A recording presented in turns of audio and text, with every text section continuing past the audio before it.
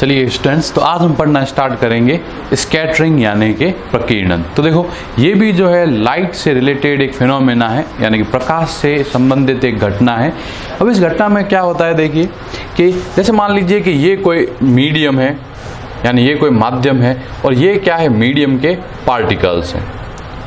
ठीक है, मतलब अपने मान लिया यहाँ पर कोई मीडियम है और यहाँ पे उस मीडियम के बहुत सारे क्या हैं, पार्टिकल्स हैं। अब इस क्या होगा कि देखो, जब कोई वाइट लाइट इस मीडियम के पार्टिकल्स पे आके टकराती है, ठीक है, यानी कोई भी जो श्वेत प्रकाश है वो क्या होगा, लाइट के मीडियम्स के पार्टिकल से आके क्या होता है, टकराता है। अब टकराने, देखो जैसे ही ये इससे टकराता है तो टकराते ही जो है ये यहाँ पे इसको क्या कर लेता है, एब्जॉर्ब कर लेता है, यानी इसका क्या कर लेता है, ये अवशोषण कर लेता है, एब्जॉर्ब कर देता है। अब एब्जॉर्ब करने के बाद ये जो पार्टिकल है ये वापस लाइट का क्या करता है, एमिशन करता है। तो देखो, सबसे पहले स्टेप में ये क्या करता है, इसको एब्जॉर्ब करता है और सेकंड स्टेप में ये इसे क्या करता है, एमिट करता है। यानी पहले ये इसे क्या, पहले इसका ये क्या करेगा, अवशोषण करेगा और दूसरे स्टेप में ये इसका क्या करेगा, उत्सर्जन करेगा। अब देखिए, अब क्वेश्चन है कि ये जो देखो, जो एब्जॉर्ब होगा और जो एमिट होगा इसकी कोई भी फिक्स डायरेक्शन नहीं होती। मतलब देखो, एमिट जैसे मान लीजिए इसने एब्जॉर्ब कर लिया, अब एमिट करेगा तो ये जरूरी नहीं है कि जिस रास्ते पर आया उसी रास्ते पे एमिट करे। ये रैंडमली किसी भी दिशा के अंदर, कोई भी डायरेक्शन के अंदर ये क्या कर सकता है, लाइट को एमिट कर सकता है। तो देखो, ये वाला जो फिनोमेना है, ये फिनोमेना क्या कहलाता है, स्कैटरिंग यानी कि प्रकीर्णन। ठीक है, अब ये जो स्कैटरिंग है, ये स्कैटरिंग लाइट की डिपेंड करती है उसके, तो देखो एक तरह से आप ये समझ लीजिए कि ये क्या हुआ स्कैटरिंग। तो स्कैटरिंग के प्रोसेस में क्या होगा कि मीडियम के पार्टिकल पहले लाइट को क्या करेंगे, एब्जॉर्ब करेंगे। अब एब्जॉर्ब करने के बाद वापस उसे क्या करेंगे, एमिट करेंगे। तो ये जो टोटल प्रोसेस है ये क्या कहलाता है, स्कैटरिंग कहलाता है। अब ये जो स्कैटरिंग है, हम जिस स्कैटरिंग की बात करते हैं वो कहलाता है रेल हाई। ठीक है, तो देखो रेल हाई जो है, या फिर इसको हिंदी में कहा जाएगा रेले प्रकीर्णन। ये इसका जो लॉ है वो ये है कि जो आपकी स्कैटरिंग है, प्रकीर्णन, वो 1/λ⁴ पर डिपेंड करता है। किस पर डिपेंड करेगा, 1/λ⁴ पर। तो अगर आपको पूछे कि रेल हाई का स्कैटरिंग का लॉ क्या है, यानी कि रेले का प्रकीर्णन नियम क्या है, तो आप क्या बोलोगे कि जो स्कैटरिंग यानी कि जो प्रकीर्णन है उसकी जो मात्रा है वो किस पर निर्भर करती है, 1/तरंगदैर्ध्य की घात 4 पर, यानी कि 1/wavelength⁴ पर।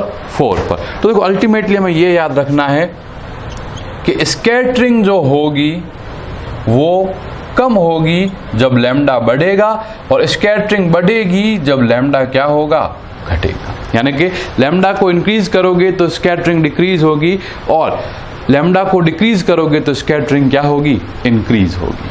क्लियर हुई ये चीज। तो देखो, ये यहां तक जो है क्या है, जो है स्कैटरिंग के लॉ हैं। अब हम ये देखते हैं कि क्या होता है लैम्डा। ठीक है, तो देखो, जो आपका ये व्हाइट लाइट का स्पेक्ट्रम होता है, विबग्योर वाला, इसमें क्या होता है कि देखो, जब आप यहां से यहां जाते हो, मतलब वॉयलेट से लेके रेड तक जाते हो, तब लैम्डा की वैल्यू क्या होती है, बढ़ती है। ठीक है, यानी कि वॉयलेट से लेके रेड की तरफ जाने पर व्हाइट लाइट के स्पेक्ट्रम में लैम्डा की वैल्यू क्या होती है, इंक्रीज होती है। तो देखो, अगर यहां से यहां जाने पर अगर लैम्डा की वैल्यू इंक्रीज होती है, और हमें क्या पता है कि लैम्डा की वैल्यू इंक्रीज होती है तो स्कैटरिंग क्या होती है, डिक्रीज। तो यहां से यहां जाने पर अगर लैम्डा की वैल्यू इंक्रीज हो रही है तो स्कैटरिंग की वैल्यू क्या हो रही है, डिक्रीज हो रही है। यानी यहां से यहां जाओगे तो तरंगदैर्ध्य का मान बढ़ेगा लेकिन प्रकीर्णन का मान क्या होगा, घटेगा। यानी आपको पूछा जाए कि सबसे ज्यादा स्कैटरिंग किसकी होगी, तो सबसे ज्यादा स्कैटरिंग किसकी होगी, वॉयलेट, इंडिगो और ब्लू की। समझ आ गई चीज। और सबसे कम किसकी होगी, कि भाई ऑरेंज की और रेड की। ठीक है, तो सबसे कम स्कैटरिंग होती है रेड और ऑरेंज कलर की, और सबसे ज्यादा स्कैटरिंग होती है वॉयलेट, इंडिगो, ब्लू। यानी ये क्या, एक तरह से स्कैटरिंग का इंक्रीजिंग ऑर्डर है। क्लियर हुई ये चीज। अब देखो, अब हम समझने की कोशिश करते हैं कि एक तरह से स्कैटरिंग का मतलब क्या हुआ। तो देखो, स्कैटरिंग का या प्रकीर्णन का अगर वर्ड लिटरल मीनिंग देखा जाए, कि शाब्दिक अर्थ देखा जाए, तो इसका मतलब होता है बिखरना। क्लियर हुई ये चीज? तो स्कैटरिंग ये बताती है कि कोई भी जो कलर की जो लाइट आएगी उसके अंदर कितना वो बिखरेगी, यानी उसके अंदर कितना ज़्यादा जो है डिस्पर्सन होगा। ठीक है, ओके, डिस्पर्सन एक अलग वर्ड हो गया यहाँ पर, तो यहाँ का मतलब ये कितना ज़्यादा बिखरेगा। ठीक है, अब एक चीज़ हम ये याद रखेंगे कि देखो, एक लेज़र लाइट होती है और एक जो है नॉर्मल लाइट होती है, तो ज़्यादा डिस्टेंस तक ट्रेवल कौन करती है? जो कि लेज़र लाइट होती है। अब ऐसा क्यों होता है? क्योंकि लेज़र लाइट जो है वो देखो बिल्कुल भी बिखरती नहीं है। तो नहीं बिखरने की अपनी प्रॉपर्टी कारण क्या होती है? वो बहुत ही ज़्यादा दूर तक ट्रेवल करती है। और जो नॉर्मल टॉर्च की लाइट होती है या नॉर्मल बल्ब की जो लाइट होती है, उसकी जो है उसमें बिखराव बहुत ज़्यादा होता है, तो वो बहुत ज़्यादा डिस्टेंस तक ट्रेवल नहीं कर पाती। ठीक है, तो देखो फर्स्ट एग्जाम्पल देखो कि आखिर स्कैटरिंग के कारण होता है क्या है। तो देखो, जो आपका रेड सन होता है, ठीक है, कब? जब आपका क्या होता है? सनराइज और सनसेट। तो देखो, जब भी सूर्योदय या सूर्यास्त होता है, तो ये तो आप समझते हो, सनराइज मतलब सूर्योदय और सनसेट मतलब सूर्यास्त, उस टाइम पर रेड कलर जो है वैसा हमें क्या नजर आता है? सन, मतलब सन का जो कलर हमें कैसा नजर आता है? रेड। क्यों?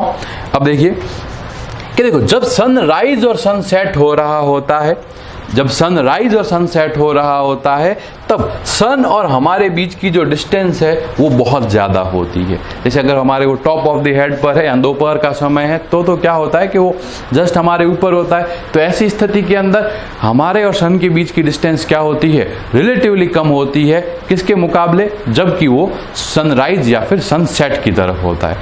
अब देखिए होगा क्या कि जब सनराइज या सनसेट हो रहा होता है, तो लाइट को बहुत ज़्यादा डिस्टेंस ट्रेवल करके हमारे तक आना होता है। ये चीज़ आपको समझ में आई? अब लाइट को अगर बहुत ज़्यादा डिस्टेंस ट्रेवल करके आना है, तो लाइट के वो वाले एलिमेंट, यानी कि प्रकाश के वे वाले घटक जिनका बिखराव ज़्यादा है, वो क्या हो जाएंगे? हम तक नहीं पहुँचेंगे। ठीक है, और लाइट के वो एलिमेंट जिनका बिखराव कम है, ठीक है, वो हमारे तक पहुंचेंगे। तो हमें क्या पता है कि रेड लाइट की स्कैटरिंग सबसे कम होती है। तो देखो, सन तो अभी भी जो है व्हाइट लाइट ही हमें दे रहा है, लेकिन व्हाइट लाइट के बाकी वाले जो सारे कलर हैं स्कैटरिंग के कारण क्या हो जाते हैं? हमारे तक नहीं पहुंचते, और सिर्फ रेड कलर ही क्या होता है? हमारे तक पहुंचता है। तो इस कारण से जब भी सनराइज और सनसेट होता है, तब हमें जो सन है वो कैसा नजर आता है? रेड कलर में नजर आता है। ठीक है, तो ये क्या हुआ? फर्स्ट फिनोमेना हुआ। सेकंड फिनोमेना क्या होगा? Blue sky. ठीक है, तो क्वेश्चन है कि क्या स्काई ब्लू है? नहीं, स्काई ब्लू नहीं होता। ठीक है, क्योंकि अगर स्काई ब्लू होता तो हमें रात को भी कैसा नजर आता? ब्लू नजर आता। तो दिन में ही हमें वो ब्लू नजर क्यों आता है? क्योंकि देखिए, सन से आने वाली जो लाइट है वो जब हमारे एटमॉस्फेयर से होके निकल रही होती है, तो एटमॉस्फेयर के जो एलिमेंट हैं, यानी एटमॉस्फेयर में जो पार्टिकल्स हैं, वायुमंडल में जो कण उपस्थित हैं, वो क्या करते हैं? लाइट की स्कैटरिंग करते हैं, यानी जो प्रकाश है उसका क्या करते हैं? प्रकीर्णन करते हैं। अब ऐसी कंडीशन के अंदर देखो, जो लाइट का स्कैटरिंग ज़्यादा होगी, तो देखो एक तरह से जैसे मान लीजिए कि ये हमारा एटमॉस्फेयर है, सनलाइट तो ऐसे जा रही थी, कोई दिक्कत नहीं। अब यहाँ पर जो पार्टिकल्स हैं वो उसकी क्या करेंगे? स्कैटरिंग करेंगे। तो देखो, रेड कलर तो लॉजिकली इधर निकल जाना चाहिए, क्योंकि उसकी स्कैटरिंग क्या होती है? कम। और सबसे ज़्यादा स्कैटरिंग किसकी होती है? वॉयलेट, इंडिगो और ब्लू की, जो पहले तीन है। अब देखिए, तो देखो, वॉयलेट, इंडिगो और ब्लू जो है हमारी तरफ क्या हो जाते हैं? स्कैटर्ड हो जाते हैं। हमारी तरफ क्या हो जाते हैं? प्रकीर्णित हो जाते हैं।